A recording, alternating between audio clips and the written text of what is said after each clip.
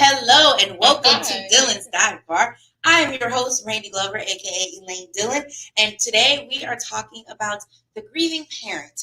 We're going to talk about parents who are going through the grieving process while being parents. And I have my special guest, my sister, Andrea Glover, is here with us today. Welcome to the Dive Bar. Thank you. Now, if you've seen other shows, she has been on She Talking Tea with Lady Co. So it's only right that she's on my show because we're family. So she's here today, and we're going to talk about what happens when you lose a parent and how you continue to go on. Unfortunately, I do have a couple of friends, I'm sure you do too, who have experienced this, and I think it's something that we definitely need to talk about because I think a lot of people lose themselves in the grieving process, or they try to ignore the grieving process because they're like, oh, I got to be strong for my kids. And you're a kid that just lost your parent. Yeah. And so this is just our way of trying to help those who are going through that situation.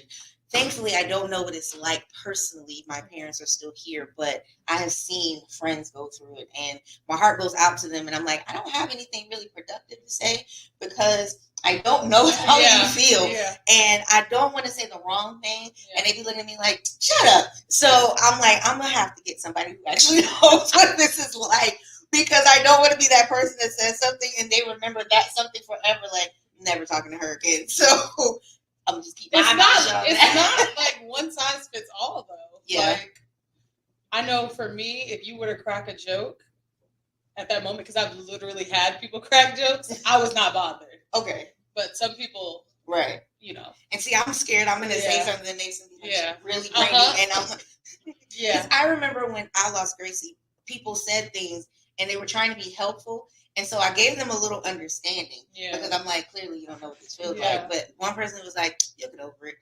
You're strong. You'll be okay. And I wanted to be like, shut the fuck up. It reminds me of my dad when he was like, God. I was like, now, wow. We do believe that. Right. That's not what we're thinking about right now. That's not it. And the whole, they're healed in heaven. Looky here. Yeah. All religion aside, okay? No shade to your faith, but shut up. Please stop talking. Just stop. So I don't want to be that person. So I want to talk to someone who actually knows what it's like. So those of us who see the pain can help in some way that does not harm because we say something or do something. I'm so sorry. So that's kind of what this show is about today. So if this is your first time on the Dive Bar, we are about community, conversations, and cocktails. We have conversations that spark thought, create change. We're trying to be better versions of ourselves here at the Dive Bar. And the community part is we support each other in that. So put in the comments anything that, any questions that you may have or any scenarios you want to share. We will come back and look at those and try to answer those questions and things like that. So then cocktails, because it's the Dive Bar. Absolutely. What kind of bar would I be if I didn't have a cocktail? So we're going to definitely do cocktails tonight. Now, the cocktail we're doing tonight is the Texas Margarita. And it's actually one of my favorites because of the highlighted flavor, which is orange. And a lot of people don't know there's actually orange flavor in regular margaritas, but in the Texas, it's more pronounced. So we're going to do that tonight. I love margarita. I'm excited. I'm a tequila person. Y'all already know that. Yeah. Anything with tequila, and I'm on board. That's just, I do tequila. That is my thing. All right. So let's check out this Texas Margarita. Okay. Y'all, I'm excited. Now, we have our Terramana tequila, which is by The Rock. Yeah, we like that. And it is aged. This is a Añejo. And I love aged tequila. I don't do Blanco, so if you ever go anywhere with me, Blanco is not aged, so there's no real flavor to it. Most Blancos to me just taste like lime. Okay. And aged tequila has a much different vibe to it. Okay. And that's one of the reasons I actually like Texas, because I was bartending and this couple was like, we go all around the world and and we try tequila. That's our thing. Oh. And she said, so instead of doing lime and salt, you should do an orange with cinnamon. And I was like, okay, I'm gonna try it. Yeah. Yeah. I take all suggestions of liquor except scotch. I just don't feel like I'm grown enough for scotch. That's just it's just for men. Okay. I don't care what nobody said. But it's just we're gonna scotch on the rock. Right. When they be like, let me get a scotch neat. No. I mean, you can, but why? Because Nobody starts off with scotch. Those experienced drinkers. Heard. Okay. 21, you are not talking about giving you some Johnny Walker Blue. You're not doing it. So I just feel like that's for older men. Heard. Okay. But tequila, it has that good flavor. So when they said it, I was like, okay. Yeah. And I tried it with the orange, y'all. It's amazing. I was like, oh, you better not give me a lime ever again. Okay. I want orange. So that's why I really like the Texas Margarita, because it highlights orange flavor. Okay. So we're gonna make our Texas Margarita. So we have a highball glass here, and we're gonna fill that with ice. And for those of you who be talking about something, I don't like a lot of ice in my drink. Yes, you do, because it is got a little water in there. Yes, you do, because that's how you have a stronger drink. Okay? It's ice. The less ice you have, the more room you have for mixer, not liquor. You're not getting more liquor if you have less ice. Keep that in mind. All right. So I am going to pour mine like a bartender, because I am, but I have a jigger here for you so you can measure. I want to feel like a bartender. I'm okay with that. Okay. I am totally okay with that. So what you're going to do, so since you're right-handed, the label's going to face you, and the pour is going to face to the left. Okay. Any of my students watching this is probably having a flashback right now. You're going to grab by the neck, and then you're going to rotate the bottle to where the butt of the bottle hits the 1 o'clock position. Okay. 1, 2, I understand. 3, 4, 5, 6. All right. There you go. You said 6? I did. So that's an ounce and a half. If you only want an ounce, count to 4. So 4. Okay. Okay. Face me, butt of the bottle, 1 o'clock. 1, 2, 3, 4. All right. Is that good? Yes. But, now, if she was in class, y'all already know what I would tell her. What you would tell me? Rotate your wrist a little higher. That wasn't 1 o'clock. Now you're going to keep giving yourself liquor. That's enough. So now you're at an ounce and a half. Okay. So, and I have had so many students when they go to work, they'll be like, I hear you in my head. That's not 1 o'clock. Good. Okay. Get to 1 o'clock. Okay. Okay. So now we're going to do a little sweetened lime juice. Now think of this like a key lime pie. It does have the tartness of lime, but it's a little sweetened. Okay. Okay. So it does take the bite off. So I just add just a little bit. What'd you count to that one? I didn't. I don't know. She's like, we're just gonna go. She's going to the ancestors to tell her to stop, and I'm okay with that. I'm okay with that. So to highlight the orange, we have orange juice in our Texas Margarita. It's just a splash, just a little bit. Okay. So I'm gonna add my little splash of orange juice. You can add your splash of orange juice. All right. And then our sour mix. Hand me that, please. All right. So your sour mix is a combination of lemon juice, sugar, and egg white. Now, it's pasteurized. Really? Yeah. So it's pasteurized, which is why nobody drops dead, because you got sour mix. But they used to make it fresh at the bar, and they would put it all in the shaker. And that's why it used to be called bar mix, because they used to mix it at the bar. So that's why when you shake it, it foams, because it's the egg white. Okay. Now, if you ever have had real sour mix, like fresh sour mix made, you would never want stuff from the store ever again. Yeah. Okay. All right. Now, we're going to do what's called a roll. So grab this one. This is called a speed cup. And we're going to take our margarita, pour it into the speed cup, and then pour it right back. Okay. All right. So it is now mixed. Okay. Now, the last thing in a Texas is the orange liqueur. I use Grand Marnier, which is what most people use for the Texas. It can also be called a Cadillac margarita. Okay. And we're going to do what's called a float. So instead of going to 1 o'clock, we're going to go to 3 o'clock and have the bottle parallel to the bar. And we're going to go around the top twice, and it's going to create a layer right on top. Okay? So you're going to go just like this. Now, I'm going a little more than 2 because I like Grand Marnier. Goodness gracious. I'm a liquor. Is the bottle still supposed to face me? Like this? Is this how you have? Yep. A little higher. There you go. Go around.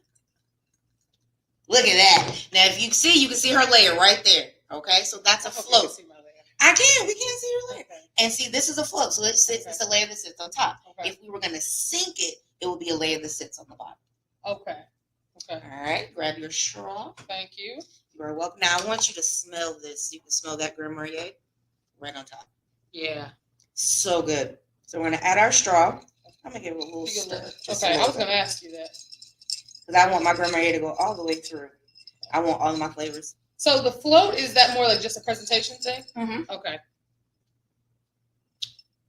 Now, if you don't do this with a straw and you just drink it, the first thing you're hit with is that orange cognac, which means it's made in Cognac, France. So it has It has a different flavor to it, a depth of flavor to it than something like triple sec does. Yeah. Like triple sec is kind of to me like sweet oranges. This is different because it's a cognac, so it has a different production method. It's distilled twice. I'm sorry. I'm a bartender. I'm gonna add it to my resume. Yeah. Yeah. Because she just made a Texas Margarita. This ain't Texas. Woo! Now, hey, look, I like Beyonce little song. Y'all can hate if y'all want to. That's your business. But so we're talking tonight or today because we're actually today. The grieving parent. And you, how old were you when you lost your mom? I was 21, and I turned 22 that year. Oh wow! Yeah, and Naya was 1 and turned 2 that year. So yeah. It really feels. So it's been 13 years, right? And it really feels a lot of times. Some days like it just happened, and then some days we're like, oh my god, that was so long ago. Yeah. It just really depends on the day. That makes sense. Yeah, that makes sense. So when Naya was 1, it wasn't. She didn't, at that moment she didn't have questions, so it was kind of easier to, I guess, not have to. She didn't say, "Where's Grandma?" kind of thing. But now that she's gotten older, did she start asking, like, where's Grandma? Why don't we go visit Grandma? Were you ever getting questions like that from her? So when she was 1, going on 2, I want to say Naya was very articulate. Okay. So there was a time after that she would say, are we going over, we're going to see Grandma? But sometimes she would more so ask for Kenny and Lisa and Marcia more than she would ask for my mom, because they would just be at the house. Okay. And then I would say maybe 4 or 5 was like, something was going on at school with grandparents or something. And so I had to explain, your grandma's in heaven, like she's not here. And so then she would like ask me questions. I've always showed her pictures and things, but she never asked a whole lot of questions regarding like the passing of my mom. So I don't know if I just answered her questions like satisfactorily, but maybe it's because she was so young that maybe she just didn't have like a bank of memories to pull on. You know what I mean? Yeah. So yeah. So for you, what was that first? I would say the first year. Oh God, what was that like? Absolutely terrible. Because so many things happened in that year. Yeah. So I want to say this. My mom had been sick. She's had cancer before. She was battling like kidney failure, so she was doing dialysis. She had just been in and out of the hospital. And so this time when she went into the hospital, I hadn't spoken to her in like 2 weeks. Okay. We had kind of gotten to it, and I just was like, I need a break. I'm trying to focus on my own family. Yeah. And I need a break. And so when Lee called me, said Mom was in the hospital this time. I'm like, okay. When I went to see her in the hospital, I could already tell by how she looked that this time was different. Yeah. So she went to the hospital on a Monday, died on a Sunday. Yeah. So she went to hospital on Monday. I think they moved her to hospice on like Thursday, and she passed on Sunday. Wow. So it was very quick. Yeah. That time. We had like some conversations in the hospice. Mm-hmm. So I don't know if I told you this, but I met my mom when I was 5. So my first like memory of her, I was like 5, and just one conversation I'll never forget. We were sitting in the room, and it was just a passing of stories, right? Mm-hmm. But in that story, I knew my mom, my aunt, my grandma, they had been to Germany. I also knew that my sister had been to Germany. And my aunt was saying how she came back to Baltimore and she got Lee. And I just, in that moment, something clicked to me, because I had said many a times, oh, they've been to Germany. I didn't realize that I was actually alive when they went to Germany. Yeah. So it made me go, well, why did anybody come back and get me? Yeah. I just remember just having like a really like a bad breakdown. Then that's one. My mom actually passing was obviously like very hard. And then it was the circumstances around just the communications between how we would continue to support the younger siblings. Mm-hmm. Because my mom had been sick for years, she would always say, me and Lee, we're going to take care of me and Lee, me and Lee, me and Lee. And then it got to a point where it was like, oh, no, not Dre, it's okay. And then it just became Lee. And I was cut out of a lot of the decisions.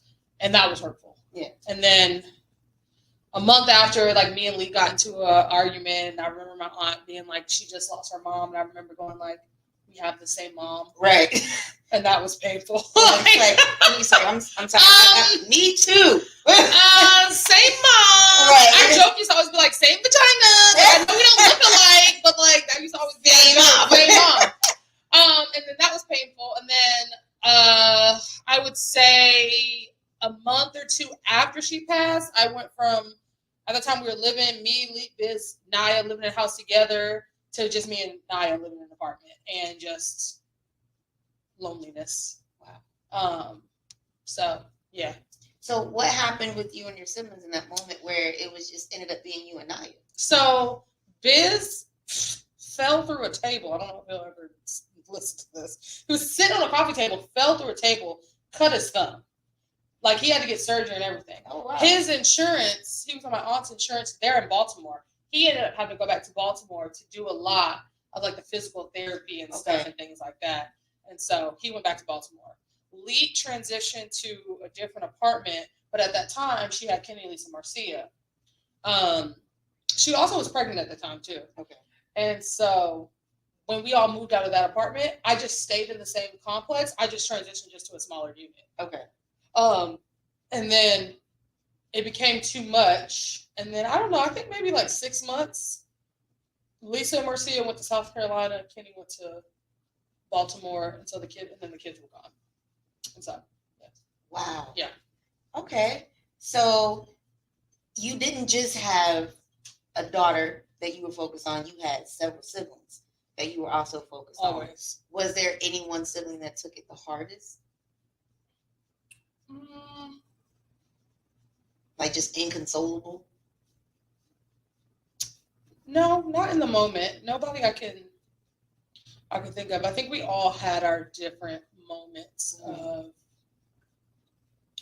dealing with it. Mm-hmm. And honestly, like right now, I realized that in a certain way we were probably grieving alone. Like, because I don't really remember, especially like once I transitioned to my own apartment, I don't really remember too much of the check-ins or the conversations about it. And, you know, I don't know. I don't really remember too much of that. I think later on in our actions and our hurt, the angry part of it came out. Mm-hmm. But like in the moment, no. And I think that was partly because, especially Kenny and Marcia, they saw mommy sick. They lived in the house with her. Yeah. They saw her. Yeah. You know what I mean? And, you know, for anybody who's lost a parent who they knew were sick, it doesn't lessen the hurt, but it does, I think, it shifts the way you think about it. Because it's not like my mom just walked out the door and then she died. Right. Like, we were essentially watching her die. Right. And so I think, like I said earlier, if somebody said to me, like, she's not in pain anymore, I would respond with, like, facts, like, thank God, because we did actively see her in pain. Right. You know what I mean? So, yeah, nobody I can think of, like, in the moment to just be like, oh, they just took it super, no. So it's just everybody had their own just feelings about it. And there were no real conversations as a group together where you sat down and talked about, you know, how are you feeling? No. Nothing like that. Not that I remember. Yeah, no. Did any of you seek therapy? No, I wish. I went back to work the day after my mom's funeral. Wow. Yeah, I remember my coworkers going, what are you doing here? And you like, I work here. I'm like, sup, y'all? Gotta make some money. I was working there at Lobster too. Gotta slay some biscuits. And then my friend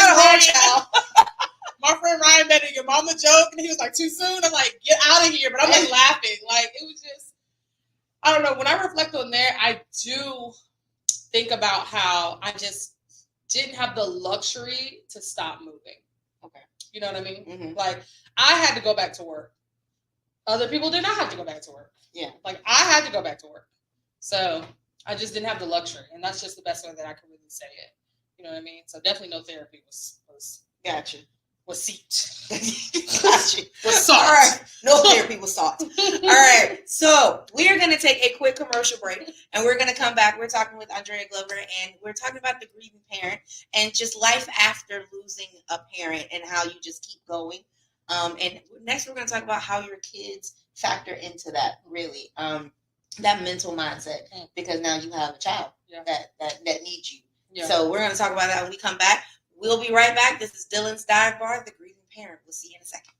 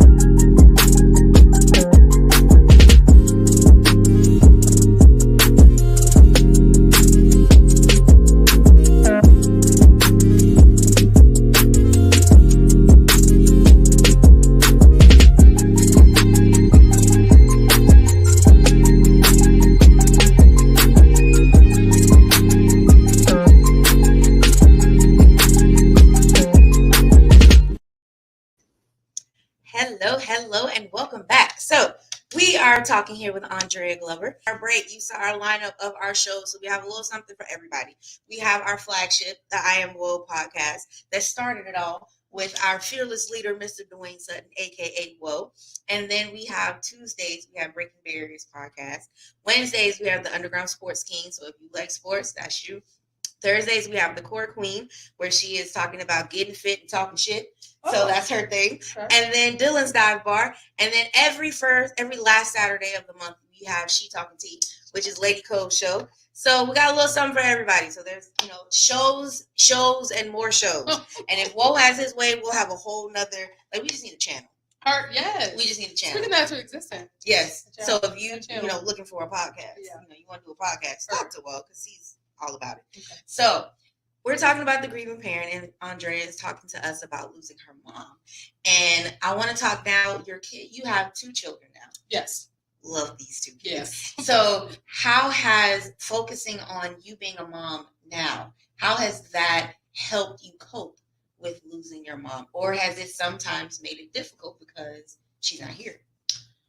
I think for Naya specifically, I was at a time when it was just her and I, even though, looking back, I don't think I had the verbiage for what I was doing as far as as much as I was working, but I did know when it impacted her and Naya and her acting out or whatever, because I know, as crazy as it sounds, if she was acting out at school, I would take her on a date.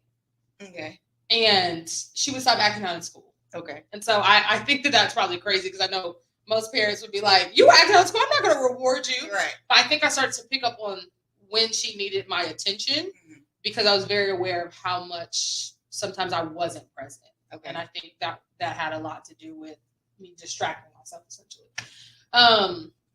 When I think about having 2 kids, honestly, a couple of revelations came to be. One, my mom, I think she just did the best that she could. Yeah. When she passed, I was angry for a lot of reasons. And then I was sad, and I was angry some more. And then I got to a point where I was just like, you know what? She just did the best that she could. Yeah. And I also realized the way that I talked about having kids was centered around fear. Okay. Of how I didn't want to be a bad parent, or I was afraid of being pulled in multiple directions. And so now that I have 2 kids, I realize it just takes intentionality, to be a good parent, I think. And that my kids benefit from me taking care of myself. Yeah. So in 2021, I did actually go to therapy. I started, and we did, unfortunately, start talking about my mom and how I didn't actually grieve really at all. And Naya said one day, I said, I was crying, and I don't know.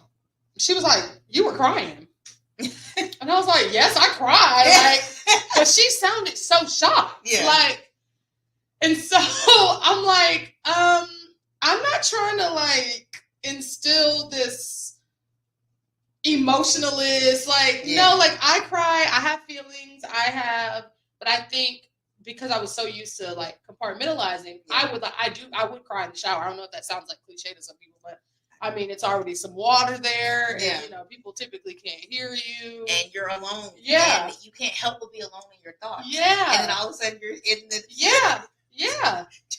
And it's natural. I think. Okay, it's super natural. That conversation allowed me to just have more open conversations with her about how I was feeling, because, like I said, in therapy, some of the conversations were centered around like me losing my mom, and so.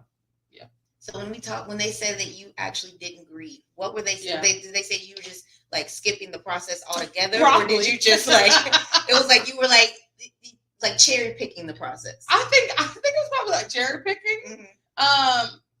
Because now I believe that people grieve differently. I believe that people grieve differently. That looks different for some people. I do believe that there is some beauty in going back to the day-to-day. Because one thing about death is that life doesn't stop. Right.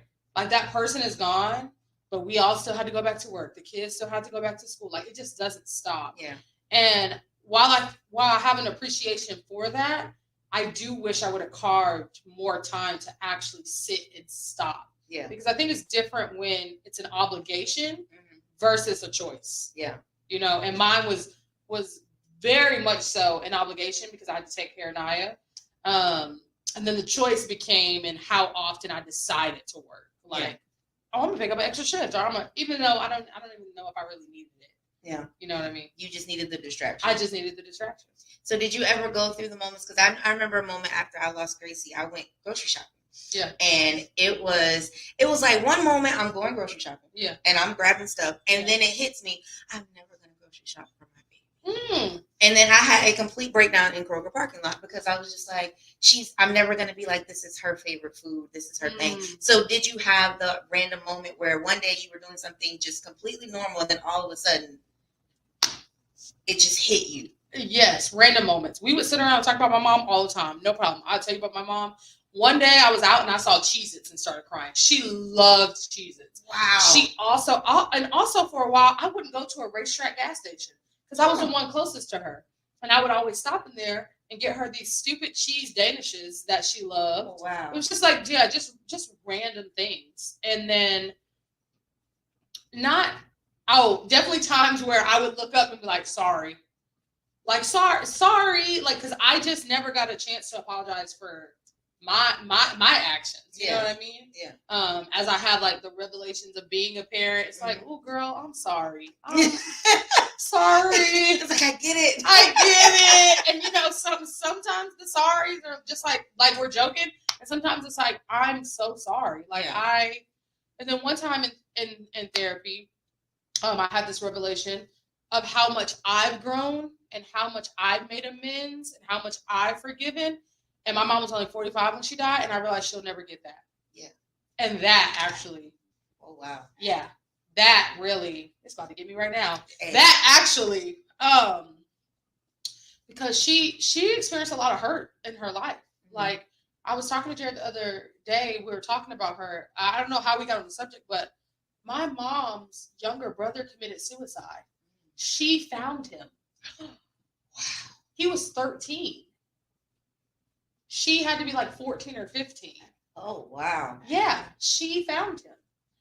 And like, that's just one piece of like, she just experienced so much hurt, so much disappointment, you know? And so acknowledging her traumas has helped you heal from just feeling like y'all couldn't connect on certain levels. Yes.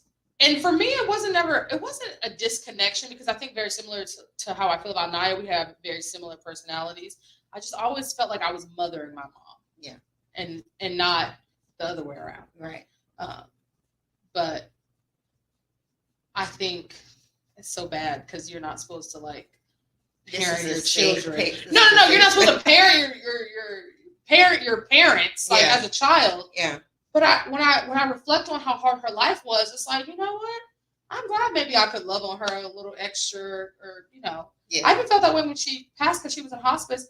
I changed her, I bathed her, and that was how I was able to forgive myself for not speaking to her for those 2 weeks before she went to the hospital. Yeah. Yeah. Okay. That makes sense. Anniversaries. Oh. So I know like special days. You know, I've seen a couple of friends, you know, on birthdays of the parent, the anniversary of their death, or even their own birthday, you know, and they're like, it's my birthday and my, you know, mom or dad isn't here. How did you get through those moments? Or were those moments that really hit you, or was it like other moments, not necessarily those days? So the anniversary of her death is November 21st. That day is special, not only because she passed, but it's also my aunt Stephanie's birthday. So I'll always call her, tell her happy birthday, and just check in on her. My mom's birthday is August 1st. And typically I would not work on like the anniversary date or even sometimes like her birthday. But I actually started, like when we came back, I started work on her birthday. Wow. And I remember making it through the entire day, like almost the entire day. And then before I realized what the day actually was. And I was grateful to actually have just a good day. Yeah. Now I wouldn't say, also Thanksgiving. Because my mom passed so close to Thanksgiving that year, Thanksgiving was trash. Yeah. The food was not that good. It's like it lost all the magic. Energy was everything. It was. Yeah. And for a while, I'd be like, I don't need Thanksgiving. Thanksgiving can cook crops. Who needs a Thanksgiving? Take that dry turkey. I don't need to eat all that cheese anyway. Like I don't like your macaroni. No right. And because my mom liked Christmas, for a while, holidays were just hard. Yeah. And so I think that's a positive thing about having the kids. I mean, it's more positive for having kids, but I celebrate holidays because of them, which has gotten me in the spirit. And like Grayson is a holiday baby. He want to celebrate Valentine's Day and St. Patrick's Day and Easter and President's Day. Cinco de Mayo. He's just a holiday kid. And so another, like, just tapping in to just make sure that they have good holidays. Once upon a time, it was just Naya, and I'm just trying to make sure she's having a good Christmas, you know. And now there's both of them. I definitely don't feel like I'm being necessarily pulled. Yeah. Like I'm doing it because I want to, but also I appreciate that I have them to want to do it for. Because otherwise I might be like, I don't need your turkey. Right. You know what? About Christmas. Okay. Put a wreath on the door. I'm okay. Absolutely. So now that you married into the family, like, I mean, we don't do the whole in-law thing like at all. But how has having our mom helped? Now I'm gonna cry. No. It's okay. You can cry. I collect moms. That's a joke that I would, if you want to be a mom to me, I'm gonna take it. And I love your mom. And Jared was, I forgot how we got in the conversation, but he was like making a list of things that he loved about me. And he said that it moved up how much I loved your mom. Yeah. He was like, I think I appreciated it, but I realized like, you know, y'all like love each other. I was like, we like love each other. Like when I landed at the airport, I talked to her for like 10 minutes. Yeah. Like because I just called her. I think it really has helped and it heals something in me. Yeah. From when we were living on Roswell Road and she came and we had this whole day where we were rearranging the house and hanging up curtains. First of all, why are curtains so expensive? But anyway, life is expensive. But no, that's one of those things. I was like, why are curtains so expensive? And then I realized that mom was just bougie and I was just with her at the places that she would shop at, but I could buy cheaper things other places. But anyways, that was just such a good time. Yeah. And just, I love her. I definitely feel love from her. Yeah. And I think when I think about like the kids, like they have a grandma, and that makes me happy. Yeah. So yeah. I love that for you. And I mean, maybe what you should have done, wish you had done, wish someone had told you, but that first year, because that seems to be the hardest. Yeah, as it should be. And I think when I think about a year, I think like give yourself grace. Like just feel the feel. Whatever it is, like feel it. don't isolate. Yeah. That's dangerous. Yeah. I've never operated like that, and I think that's why those couple of months of it just being me and Naya were kind of hard. I have a lot of siblings I'm used to being around, but that type of stuff is, I think, good for the soul. Yeah.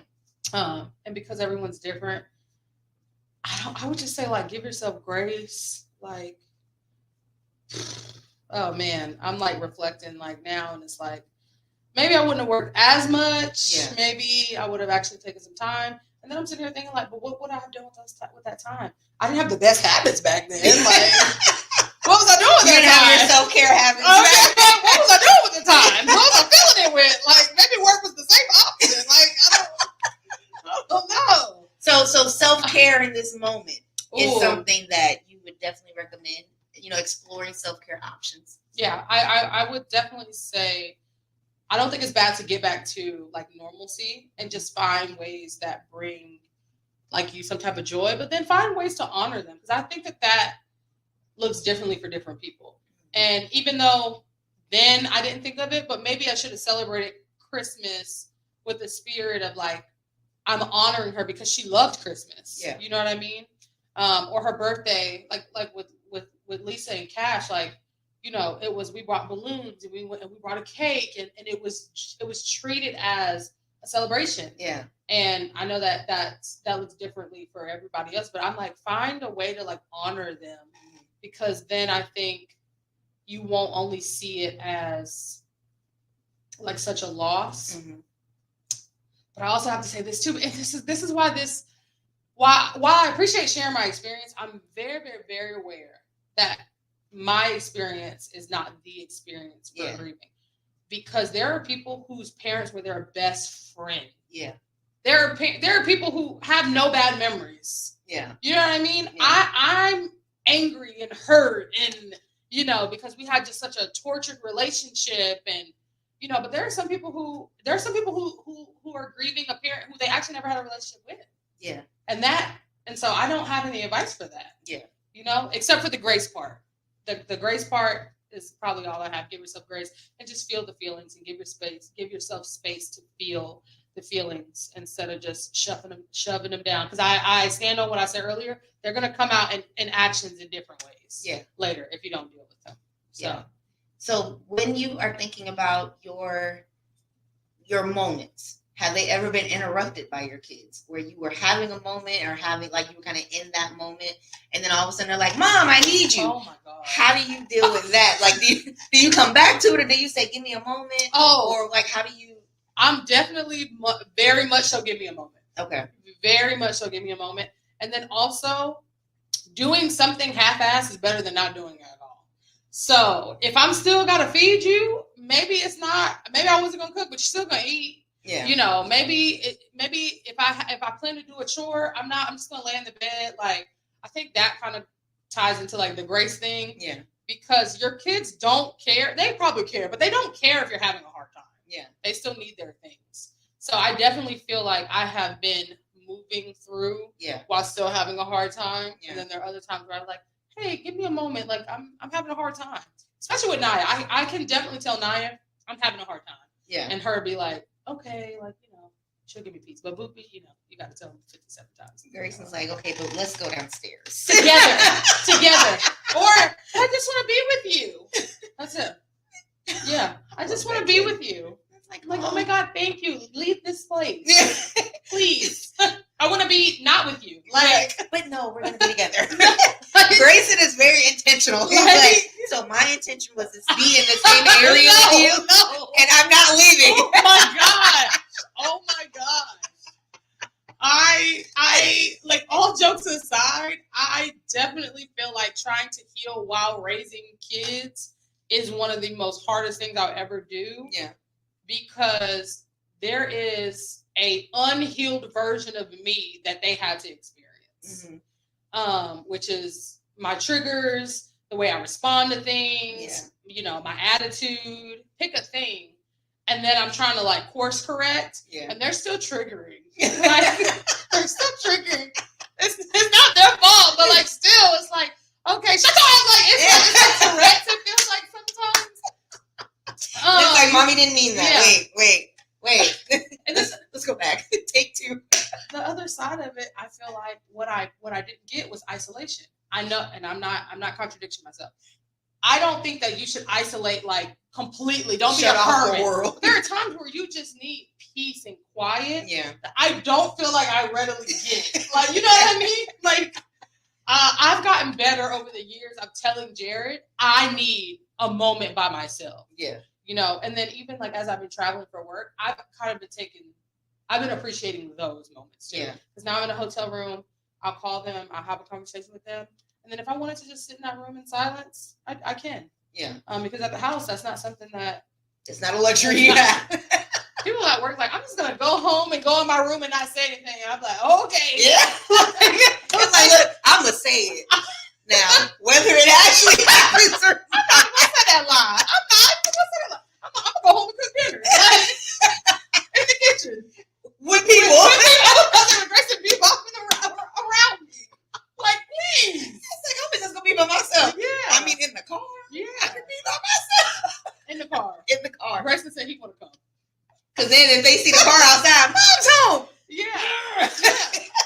So I think it's why you just trying to work on yourself. Even when I hear moms trying to figure out how they're going to fit in like exercise with kids, I feel like when you're trying to do anything that is centered on yourself and then you have another like external responsibility, I think it's just hard anyway. And grief is like a painful responsibility. Yeah. Right? Like, yeah. So. But it was one that has to happen. It has to. It has to happen. And there's no like timeline on it.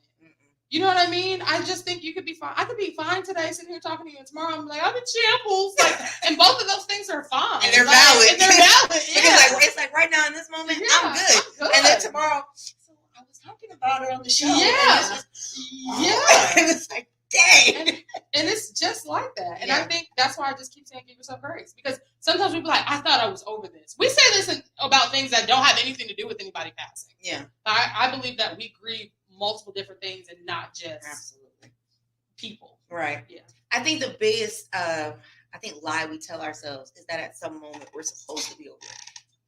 It is. We tell ourselves, it's been 2 years. Right. It's been 5 years. Right. I don't care if it's been 50 years. Yeah. If you miss that person, you miss that person. If you miss, like there are times where I've grieved jobs. Yes. Now, please understand when I say this, I don't have no loyalty to jobs. If I grieve the job, it's because I thoroughly enjoyed working there. And if I don't work there anymore, it's because it was no longer being a blessing. Yeah. That's one thing I've learned. Daddy would preach and say, if something is a burden, then it's not a blessing. And if it costs you your joy and your peace, it's not a blessing. And so it's like when I get to certain moments in jobs, I'm like, I have to move because it is becoming more mature. And I only work jobs that I like. That's my thing. I will only work here if I like it here. Okay. And the moment I feel like I'm starting to look for another job because I'm like, if I feel this way now, and normally I like the job, it's probably only going to get worse. And some days it's like, oh, it was just that day. And then sometimes it's like, it was 3 days out of 5 this week. Oh. Note to self. Yeah. So it's like, I've grieved jobs. And even sometimes it was just like the coworkers that I had. Because like I've had some great, job friends or you're like, oh, I'm not going to see them every day, And I think we forget that when you lose something, you grieve. And we keep telling ourselves, oh, you're fine. You should be fine. And we think that every day is a reset to where we're no longer upset about something that happened on previous days, weeks, whatever. And when grieving, we treat that the same way, where it's like, I should be done grieving. I should be good. Yeah. No such monster. Like, there is no, you're done. Ha. That's it. Especially with no work. Yeah. Like with no work being done. Especially if you think that only time. Not acknowledgement, not apologies. Yeah. You know what I mean? Yeah. Not like releasing or, what you thought it should have been or could have been. Like that's part of it. Like the time has absolutely nothing to do with it. Nothing. And I think like especially when you have like when my mom's dad passed, I was an adult, I was in college. But a lot of our life he wasn't as present. Yeah. And I had so many questions like, did you not miss us? Did you, we didn't get to see you a lot. And then there was, the side, like he stayed with his sister. And like all her kids and grandkids were there all the time. So I feel like I'm like, they got to see my granddaddy way more than I did. Yeah. And there was always like the irritation that I felt. Yeah. And I'm like, those are her grandkids. Yeah. We're your grandkids. Yeah. You didn't want to pop in, you didn't want Yeah. to call, and it's like I never got to ask those questions and be like, why did you not, reach out, or why didn't you make it a point to hang around us? And then when he really did start, when we had him more constantly, I was in college, and he died my junior year in college. So a lot of the times that like Ray and Jared got with him, I was in school out of state. So I'm like, I didn't get any of that stuff, and so I was like, I had like anger over that. And it was like the last time I saw him was months before he died. So I think he died like right when I came home from school, like that May. He passed or something to that effect. And the last time I saw him was Thanksgiving.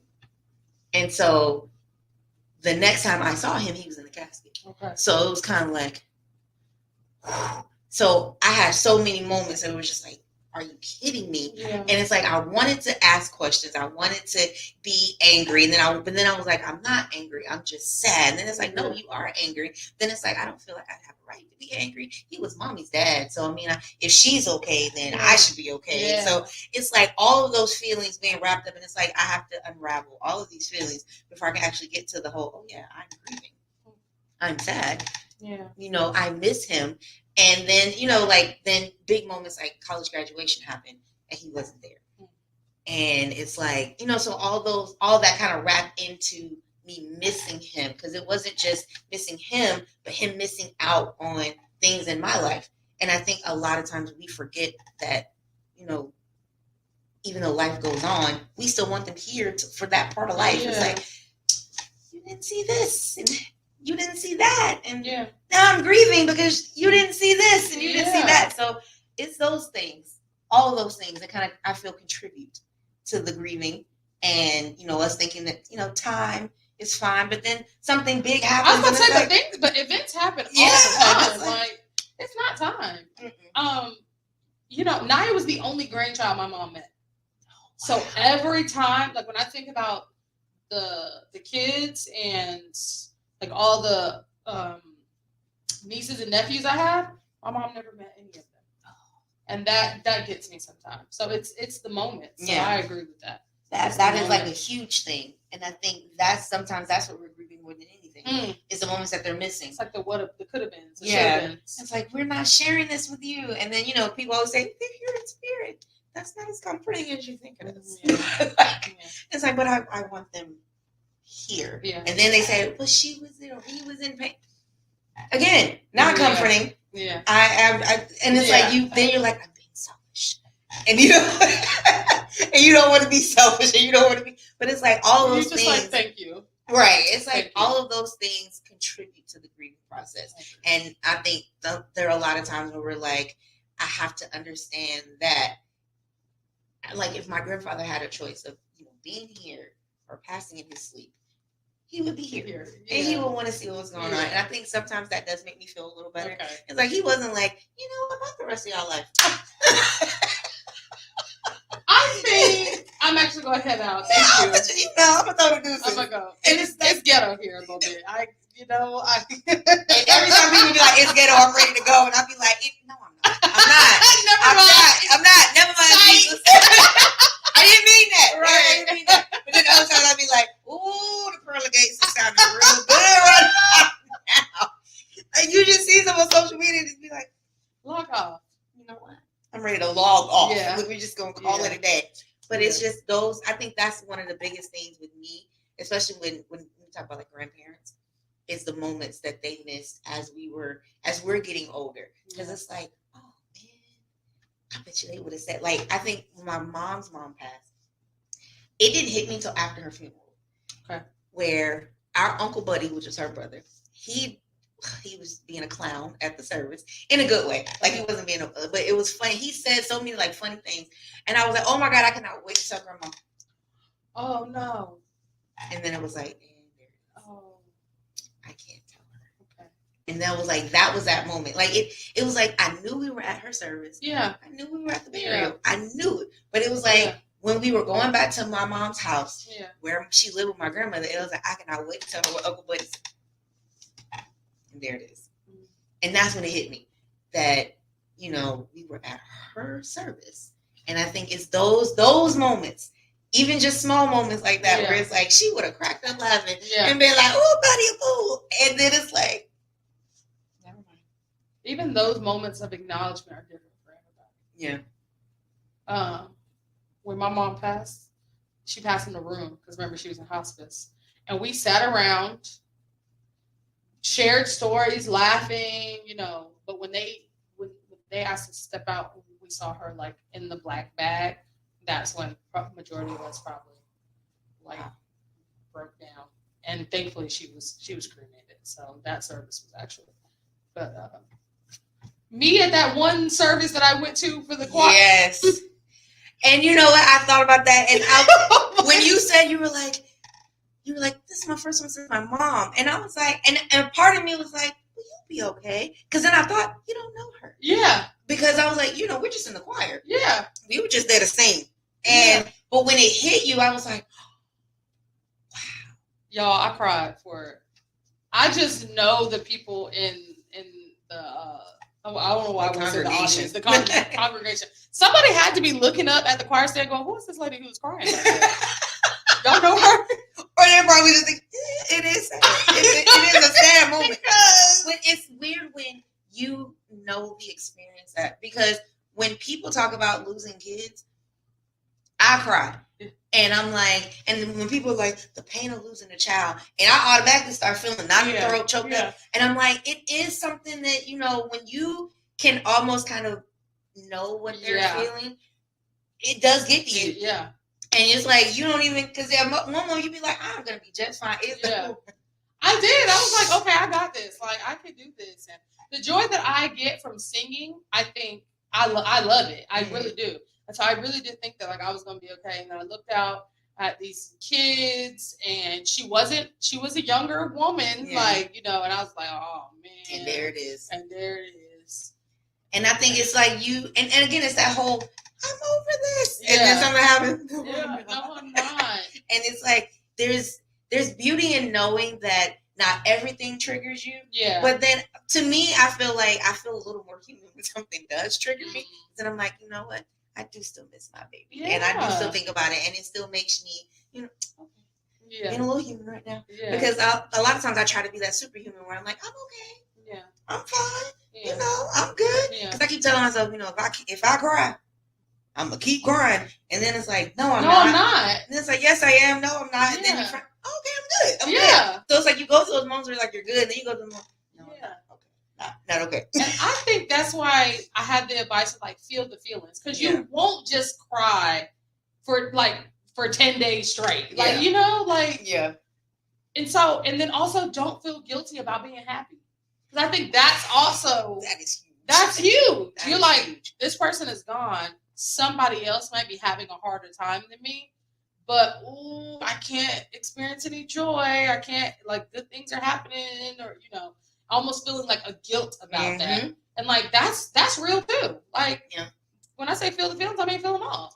I used to feel like I wasn't honoring Gracie if I wasn't sad. Wow. Because I would be like, I need her to know that I missed her and that I wanted her. And if I'm happy now, that means I didn't want her and I'm okay with her not being here. So I have to be sad just so she knows I wanted her. And it took a long time for me to break that mental cycle of that, because I would see people happy and I would be angry because I'd be like, how are you okay? Yeah. Do you not understand what I'm going through? Yeah. My child died. Yeah. Why are you happy? Yeah. And then I'm like,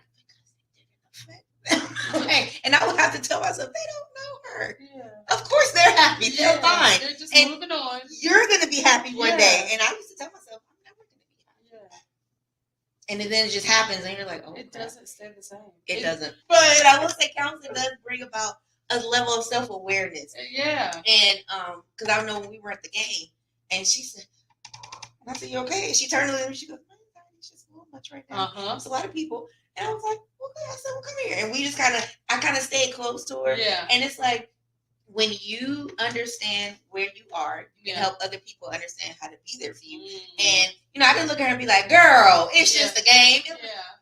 Cool. And I think when we start really doing that, then it helps people help us. Yeah. Because it was like, as soon as she said it, it was like, I recognized the look on her face. Because I was like, I felt the same way. I'm like, my social battery is already. Like, I'm like, mine is on the plug it in. Like, you know, they like plug your phone in. You're on 2%. Mine was on 18. And I was like, okay. I understood exactly what she meant. I was like, okay. So we made sure, you know, I was making sure that I was talking to her and it was just me and her. So I'm like, if she's only focused on me, then she's not really seeing all the people around her. Like, so it's like when we go through those things and we help our family members help us, because it's like she was being honest, you know, and she didn't have like a freak out moment, but I could tell it was like, okay. Yeah, she will get, and that's what I was saying, like about the attitude shift. I hate that everything is painted as an attitude, because I can see sometimes she's overwhelmed. Yeah. She's exhausted. Or her favorite, she irritated. I remember one time we had a conversation. I was like, how does that make you feel irritated? She said irritated like 3 times. I said, Naya, everything can't irritate you. She was like, but it does. And I think it's, okay, it sounded like Blanche on Golden Girls. She was like, how are you feeling? She was like, magenta. And she was like, what? She said, well, I'm not green with envy. And she said, even though I'm a little scared, I wouldn't say I'm yellow like a coward. So I was like, she said, I'm not really blue because I'm sad. She was like, so it's magenta. So she's like, you know, I'm just, all my feelings mixed up together, and I hate that feeling. And I hate the color magenta, so I just call it magenta. And I was like, that makes such sense. Because some days you're like, how are you feeling? Aggravated. But it's not just, you know, it's coming from so many other things. And like people laugh, and I'll be like, when I get to that point, I'll be like, I'm gonna go take a nap because I'm getting on my own nerves. Yes. I can't recover from whatever is happening. I definitely get on my own nerves sometimes. And I'll be like, I'm getting on my own nerves. I'm gonna take a nap. I'm gonna just reset and start over. And they be laughing at me, and I'll be like, I know my delivery may sound funny. I mean, on my whole heart. Like at this moment, I'm gonna go take a nap because I can't get me out of it. Because every time I try to get myself, I'll be like, shut up. We're gonna take a nap. Talking to myself. Right, me. Me, myself, and I are not getting along right now. Okay, I'm gonna go take a nap because this is stupid. That's what I think. Like when she says irritated, I'll be like, this is stupid. Yeah. That's when I know. You know what? We're gonna take a reset. I'm gonna take a nap. So shout out to Chick-fil-A for the great benefits and the free therapy. Okay, because I mean that's helping everybody. Yeah, it is. I love it. Yeah. All right, so we're gonna get out of here, and just thank you for sharing your experience with us and opening up. I do hope that helped. All of you who are, even if you're not grieving a loss of a parent, but if you're grieving, period, even though we were being silly about it, we meant everything we said wholeheartedly.